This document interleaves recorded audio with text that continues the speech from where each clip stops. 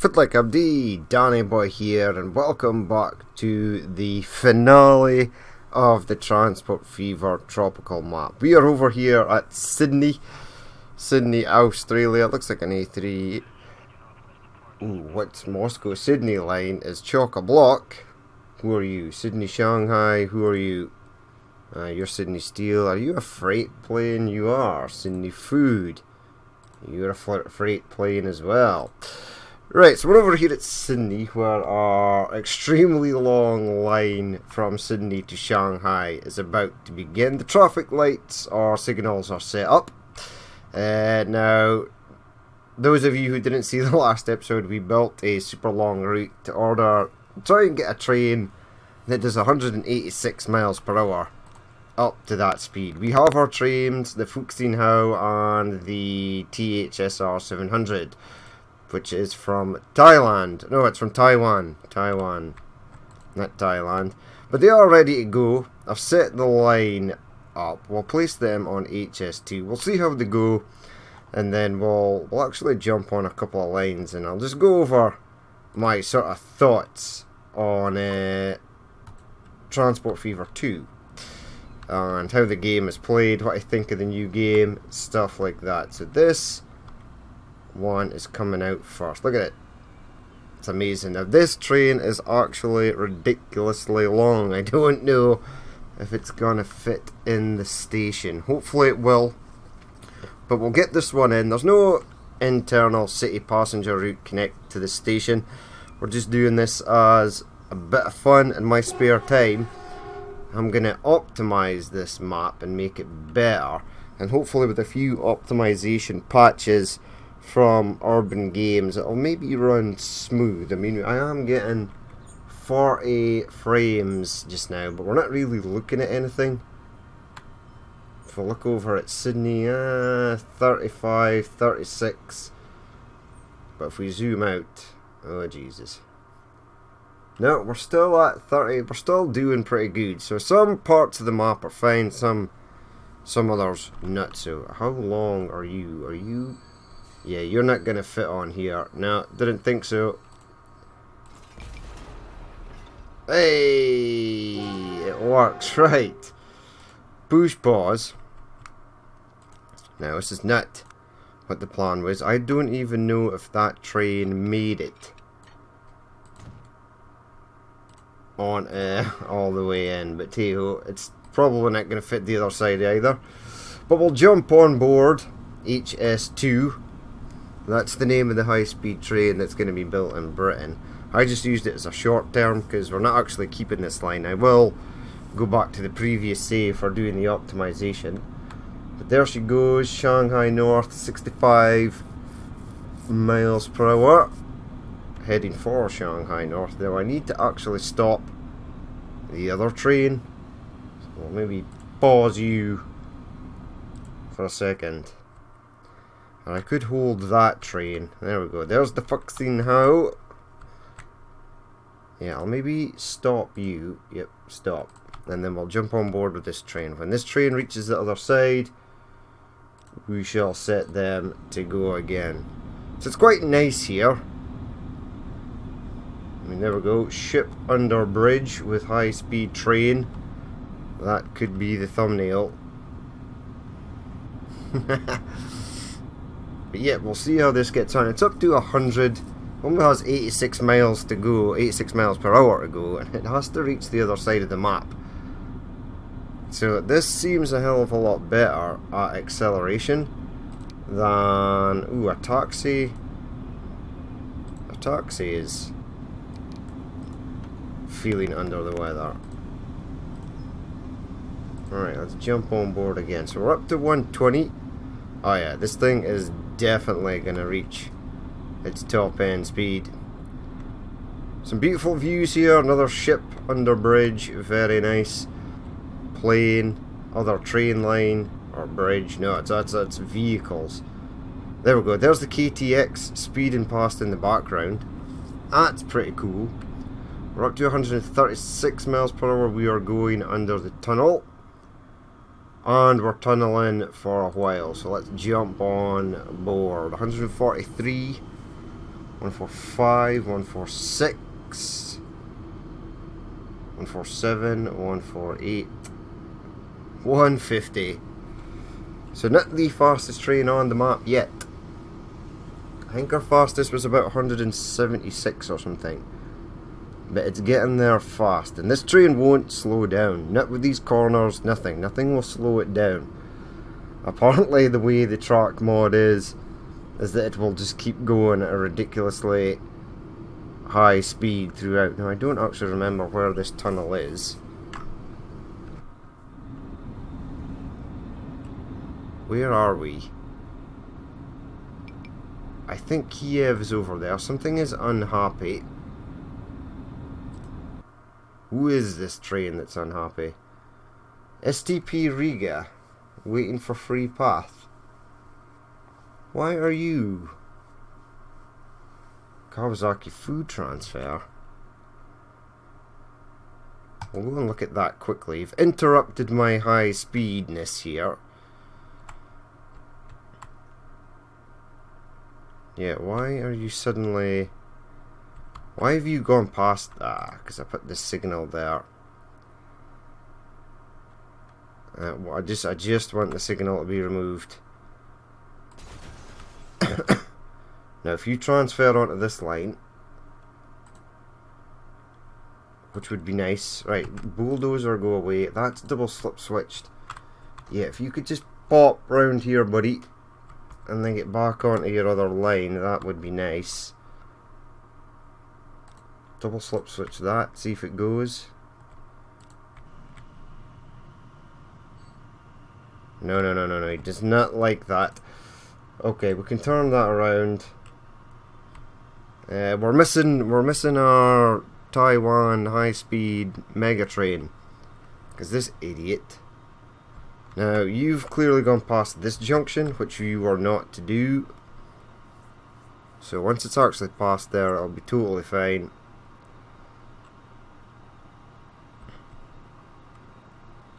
Spin you around. Spin you around. Halt at that traffic light. Push pause. Go to lines. HS2. Which I can't actually pick up here.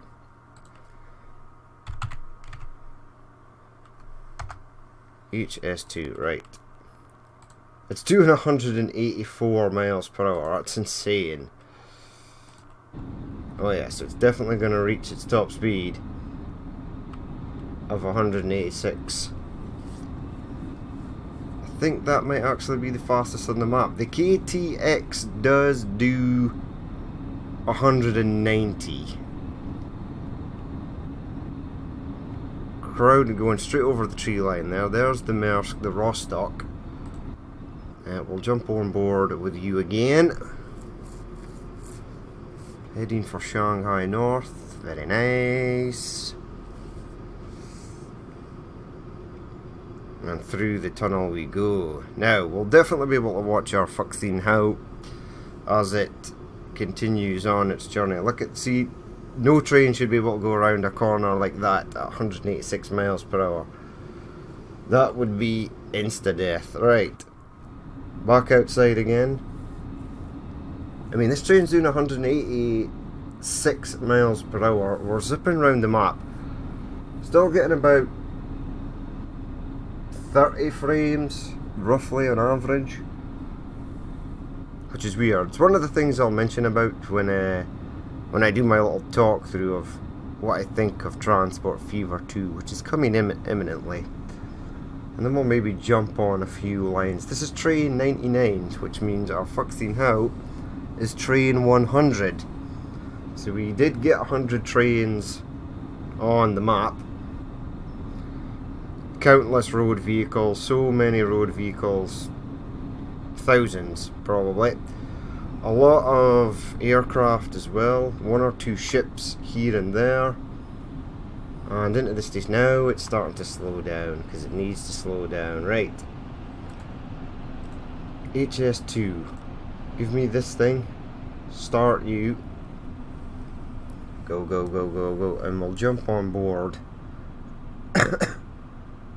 and we'll ride on board with this train. I think we'll actually just ride on board with it. See if it gets up to 186. I'm sure it will. Give me you as well. Let's stop you there. Don't imagine there's going to be any trains or anybody waiting here to go on this thing. Does it fit in the station? Ultimate question. Answer is yes, it does. So it needs to be a full length 320 meter station.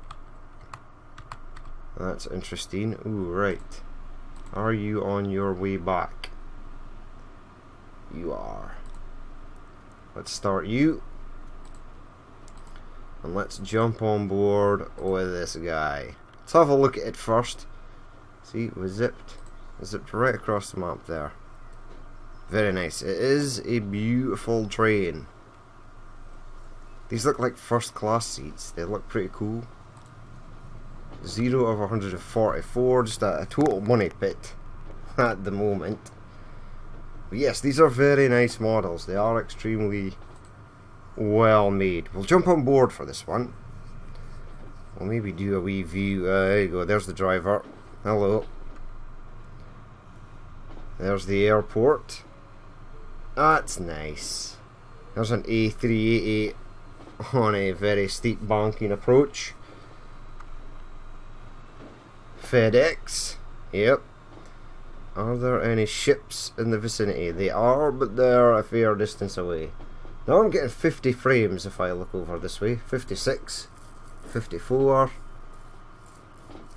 So if we look this way the entire journey, we're good. There's another plane, another A380 sitting at the airport. Now if I turn back this way towards the innards of the map, then we start to come down, back down to 41.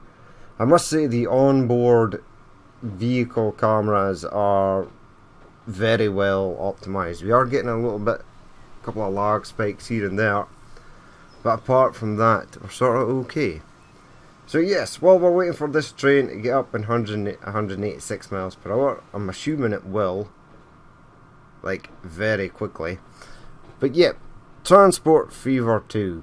I mean, what a game. I loved Transport Fever 1, it was amazing. I was a great fan of Transport Tycoon when I was a kid. I mean, I played Transport Tycoon, my mother had a computer, and I got Transport Tycoon for MS-DOS. DOSBox, yep, classic, great game. Before OpenTTD and stuff came along, I just had Transport Tycoon Deluxe Magic. And even though I was just a kid and I had no idea on how logistics and money and business and commerce worked, I still loved playing it. I loved just buying little trucks and stuff and watching them. It was great. And then when I was older and you understand the mechanics of the game and how economy and industries and stuff work, then it becomes even more fun. So, yep, loved it. Loved Transport Fever 1. Transport Fever 1 ultimately had one fatal flaw: optimization.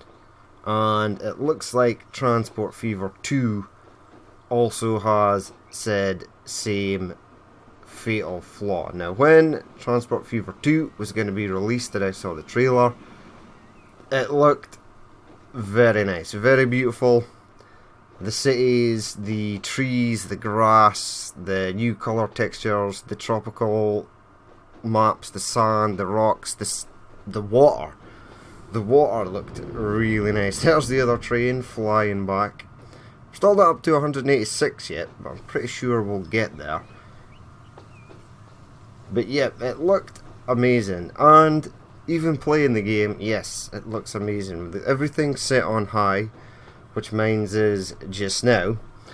Yep, it's good.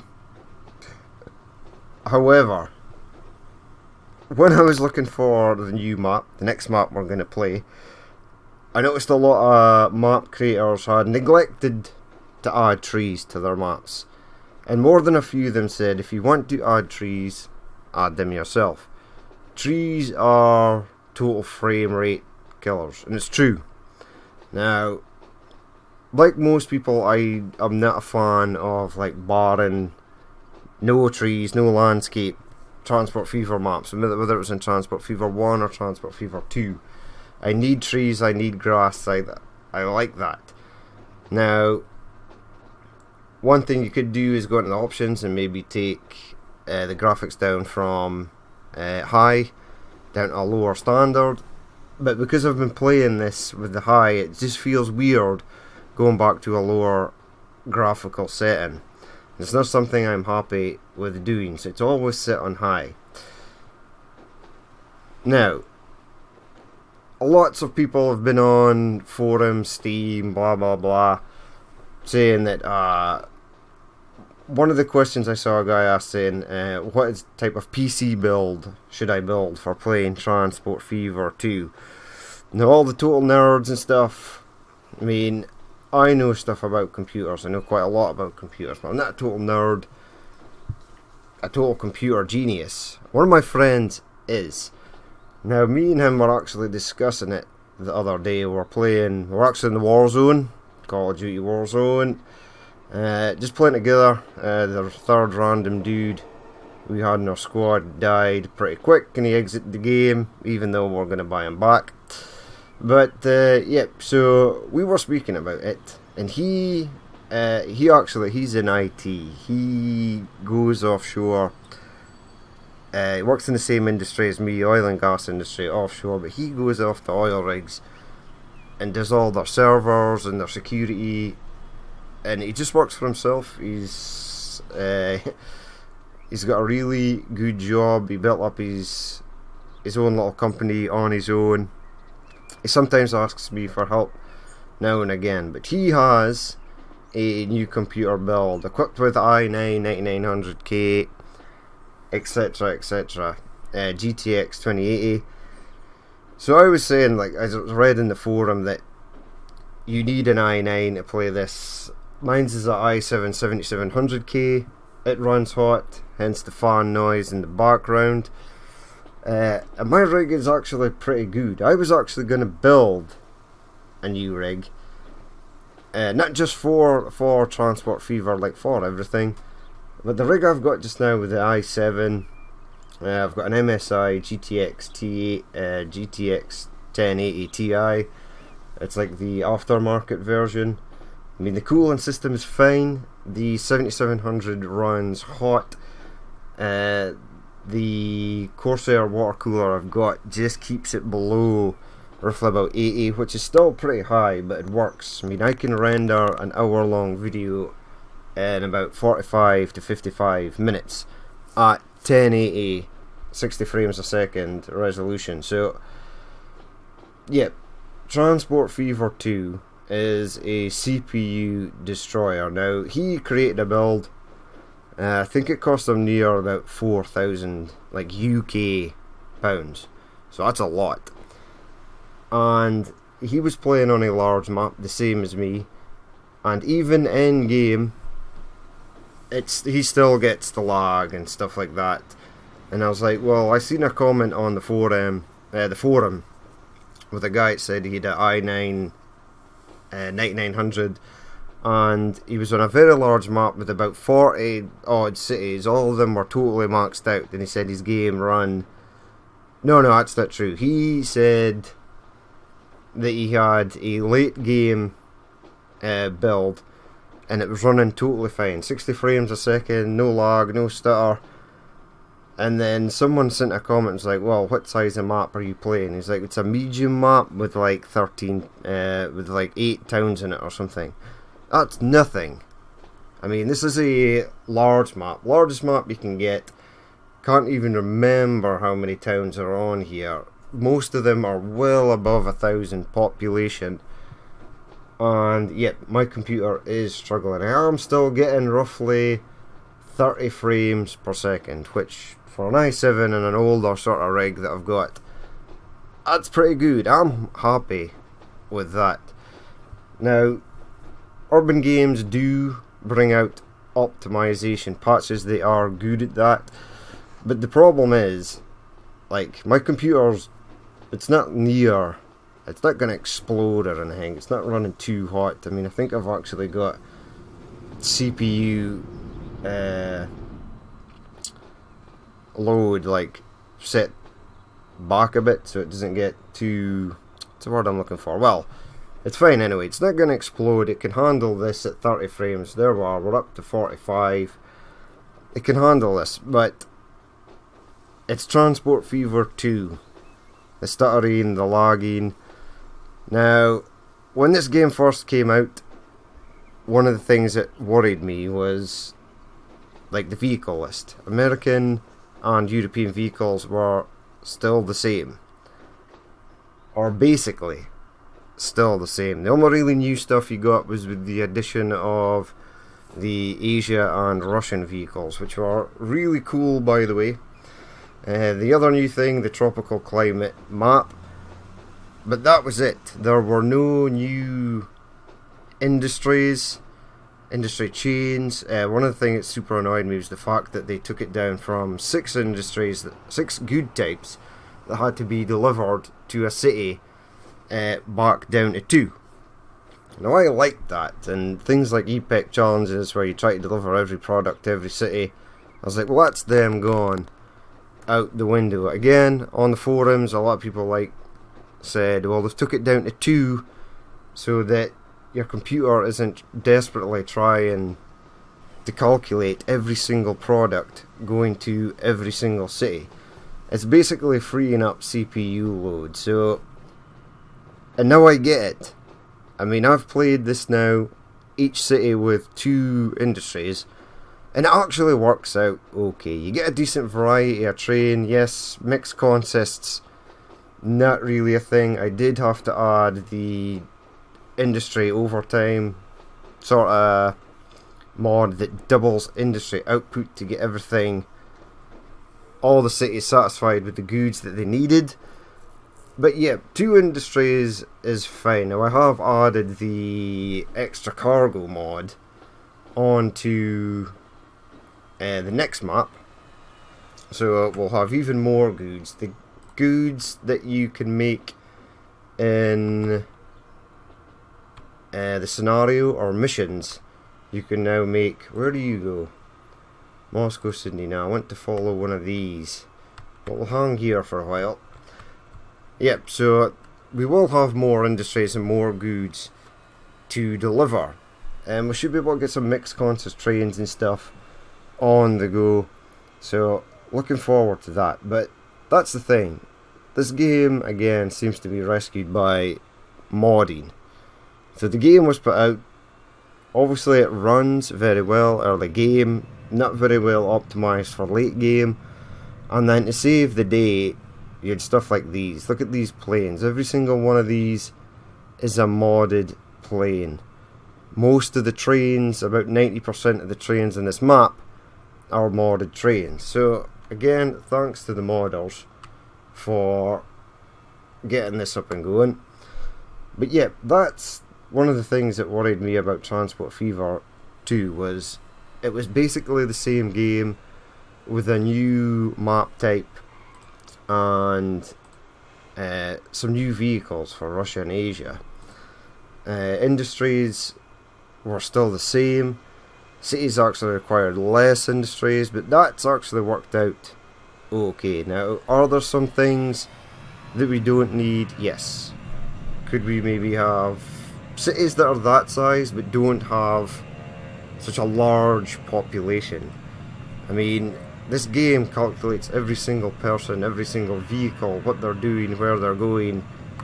So maybe if we could have cities grow but just have less people in them, yes, that means less people will maybe get on a train, less people will jump on a plane, less people will drive from one city to the other city to go to work, because there's less people, less AI in the game. That would free up a lot of sort of computer memory, CPU power.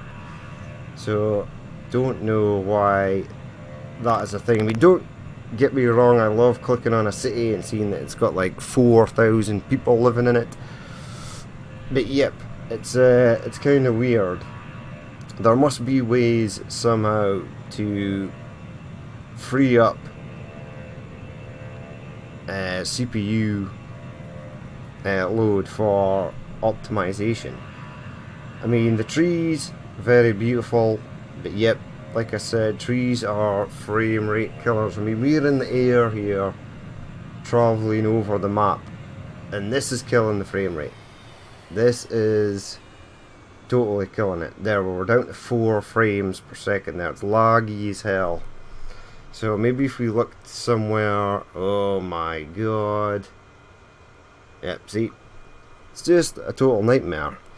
Now, I love playing Transport Fever from 1850 to present day, but unfortunately once you get to present day, the game becomes almost unplayable. Now, it's slightly bearable now, but yep. Are there other things that they could do? Don't know. I mean, they are bringing out more, they will bring out more optimization patches. I'm going to optimize this map best I can, and then once the patches come on the go, we'll maybe revisit it in like a year or something and see if how it's changed. I mean, I'm running at about 30 frames. We're getting 30 frames just now. If I upgraded my entire rig for like a £2,500 or £3,000 build with an i9 9900K, then the returns are not really worth it. My friend who has that says you'll probably only get about 10 frames more. So not the full 60 frames, just a bit more. So that's one of the things I was worried about doing a large map. But it's something I'm not going to concern myself with. It's just something I'm going to deal with.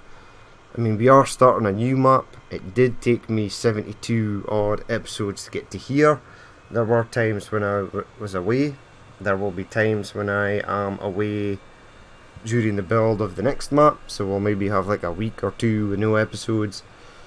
So there will be patches fired in while we're working on that, and hopefully there'll be optimization patches, make it slightly better.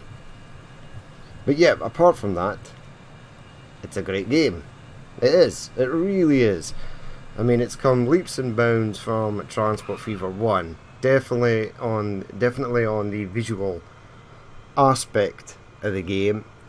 I mean, it's so much more prettier. The colour texturing, the lighting at the airport, these cities in the background are very, very nice. Now, the cities, one of the things, I mean, this is Minsk. This is growing immensely. 1,271. Now, one of the things we could get rid of, this, emissions. Minus 100%. Who cares about emissions? Greenpeace? The elderly? I don't know. Why is this in the game? Now, one of the things that infuriated me greatly when this game first came out was the amount of people that compared it to City Skylines. This is not a city building tycoon game. This is a transportation network tycoon game. The whole point is to get transport rolling so people can move about. It's not to build cities. That's not... If I wanted to build cities, I would play City Skylines. I mean, I do love City Skylines. It's a great game. But yeah, this house, I don't care about this house. These people in here could be empty. This whole place could be in fire. I wouldn't care as long as all these transport things were working fine. In City Skylines, you get money by building a better city.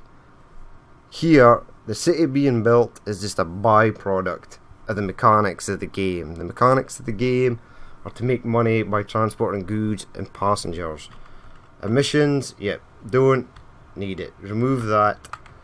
That was a waste of time. That's probably using up decent amount of CPU power or memory to try and calculate all the emissions from the vehicles that nobody really wanted for or asked for. So yep, if that could go. I do think there is a mod to remove emissions from it.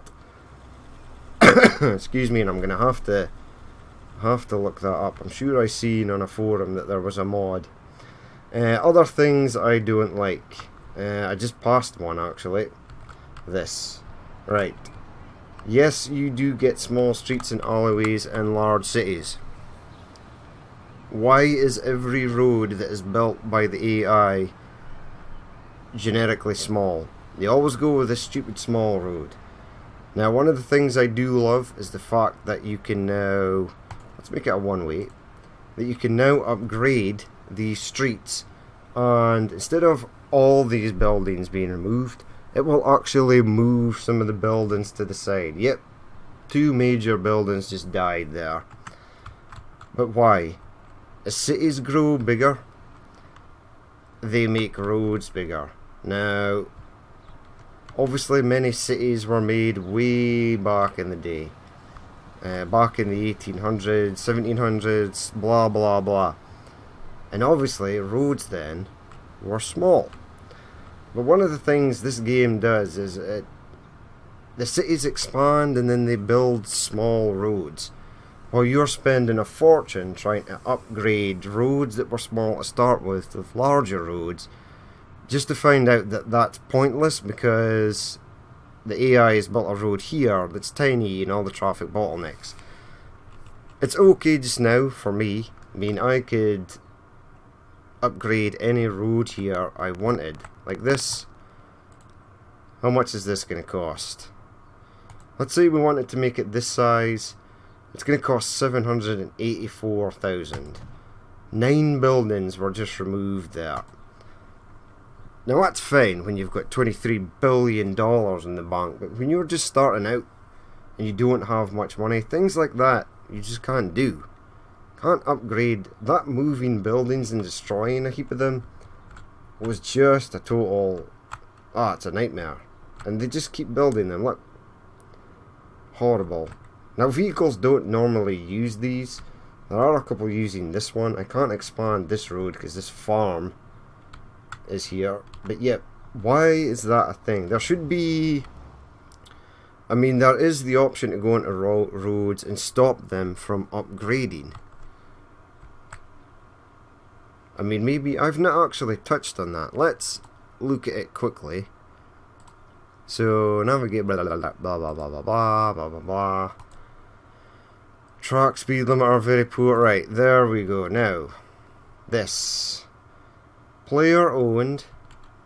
Yes.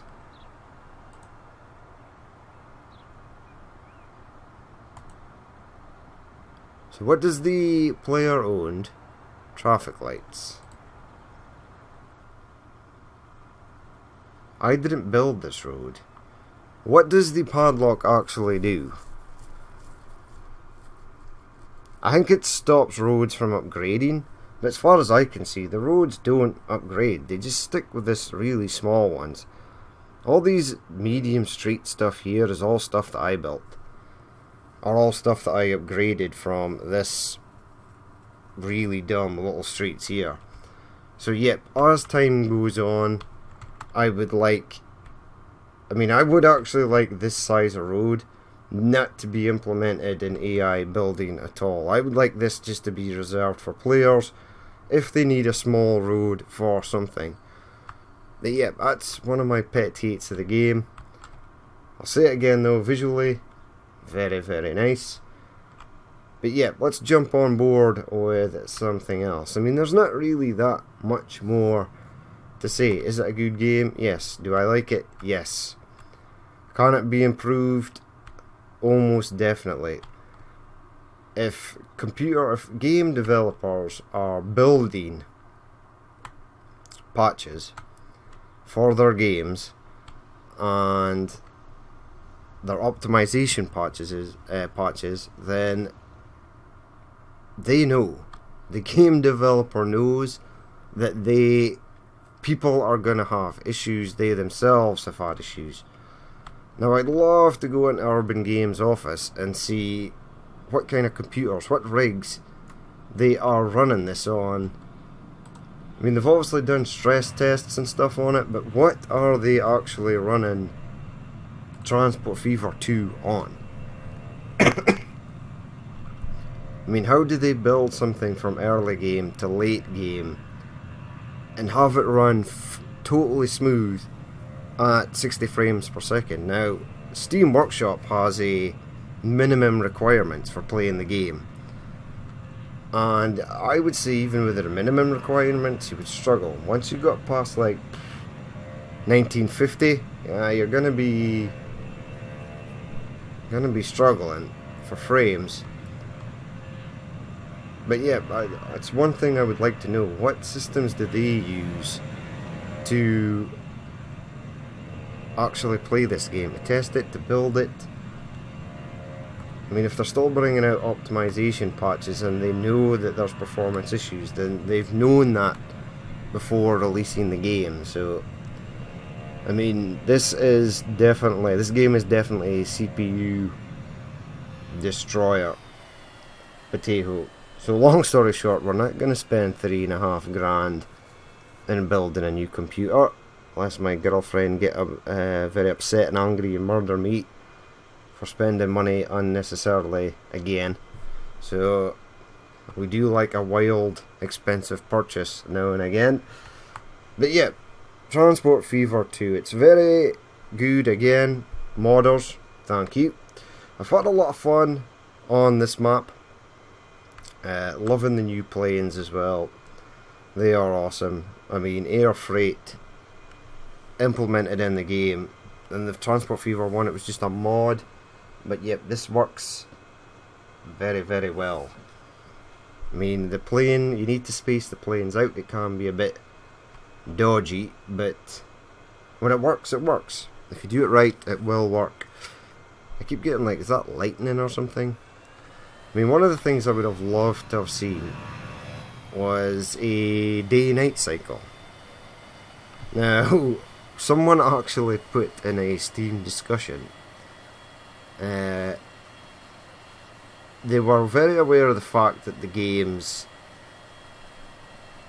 optimization was limited, and that yes, the already back-breaking strain on CPUs was pretty well obvious, but they were asking if like we could have dynamic weather, rain, wind, snow. That would be cool. Someone else also mentioned about a day-night cycle. Now this poor person got absolutely shredded. Now one of the persons that replied was like, why would you have day-night cycle in a game like this? When you're building, you can't see anything. That person has obviously never played a game that has day-night cycle. I mean, Anno 1800 has a day-night cycle, and you can build stuff at night just fine. City Skylines, day-night cycle, building at night, easy. I mean, unless you're turning the contrast or brightness of your computer like way down, so when it is actually dark, the screen is dark, then building at night is not a problem. Now there is a night mod, and these vehicles all have lights. All the trains have lights, the trucks have lights. The only problem is the cities don't. Now, how hard would that be to add some lights into these buildings? Not every window has to be lit in, maybe just some lights here and there. The street lights would light up. I mean, we've got street lights.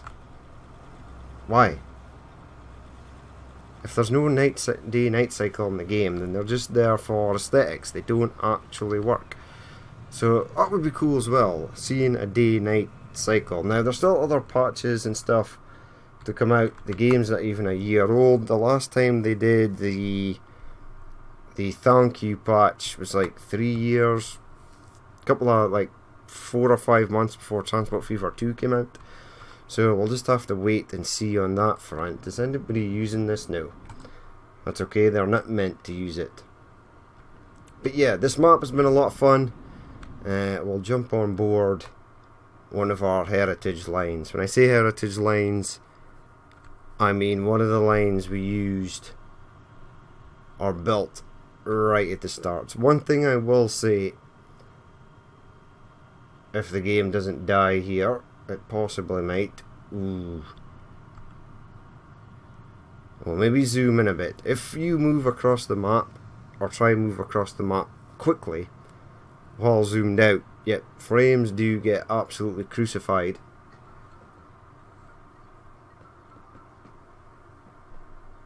But yeah, when I built this map, it's all random industries, nothing is placed. All the cities were totally random. And we could have like a city out here, just a small one. But hey ho. One of the things I did was I got super lucky over here. Now, there's stone right there, commats right there, and Shanghai right here accepts commats. Also, we had oil all over here, and just a short train ride to there, boom, and fuel refinery there, fuel into Shanghai. Now that was super lucky. If we didn't have that, no, it would be bad. It would have been a horrible start to the game. There are other industries around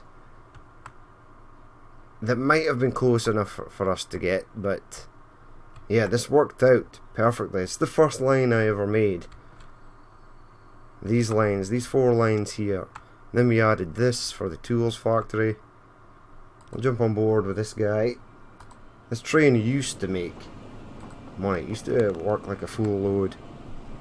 One of the other things that's weird as well is some cities like Shanghai have totally exploded, whereas Hong Kong, one of the first cities we connected, just hasn't. And it's got so many routes, air routes, roads for it to go to. It's weird that it didn't take like the sort of rest of the cities did. But there are a few cities on the map like that, and I think it's when the game places them, like this would have been placed as a large city. Hong Kong might have been placed as a small city. But hey ho, just one of those weird things. But we're going to wrap it up there. This is say goodbye to this map. I am going to keep playing this because I want to sort of optimize it, so try and make it run a bit smoother, try and get some of the lines to make more money. It's just something I'm going to do while I'm away working offshore and I'm bored, or if I'm working abroad and I'm stuck in the hotel. I can play it on the laptop. That's another thing. Got like a really good Asus ROG Strix Scar 2 laptop. Now I played this game up until about halfway through, super good, and then you play it now and it literally sounds like it's gonna blow up. The CPU is going hell for leather, the fans are going hell for leather trying to cool it, and the game's only been started for like 5 minutes. So yeah, as far as games go, CPU, Transport Fever, system optimization wise is a tough one. It's a tough one to crack. There's a lot happening in this game, especially if you're late on in a late on build like this. Very large map, lots of cities. Most of them are probably, how many have we got? 1, 2, 3, 4, 5, 6, 7, 8 out of what? 1, 2, 3, 4, 5, 6, 7, 8, 9, 10, 11, 12, 13. So, like what, 21 cities? I mean, lots of them have public transport. I mean, the emissions don't go away. Don't care about emissions. There should be an option to turn that off, actually. I mean, all of them are getting goods. Not all of them are full-on goods, but most of them are getting there. Melbourne apparently has no machines, either does Baku, but they will. The machines are being built. We're just waiting for stuff to actually get to the machine factories. It's just taking time. It's not actually been that long since I built these, but they will get them. I mean, Baku's even struggling for goods, but yeah, they'll even get more bigger than they are now. So that's even more population. But yeah, it has been a lot of fun. We'll actually jump on board with this because there's a lot to see here.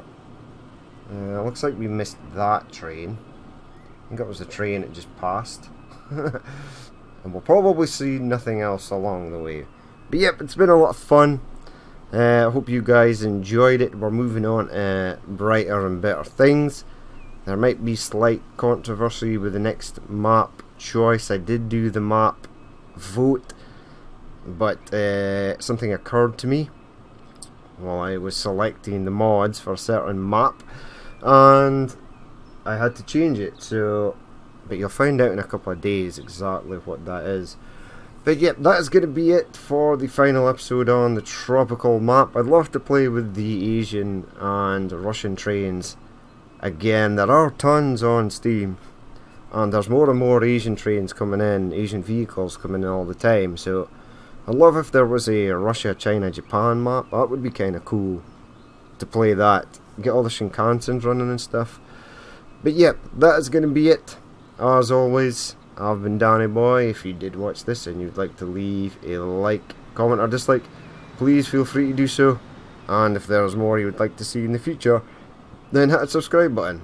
But I've been Danny Boy, this has been Transport Fever 2, and I will catch you later.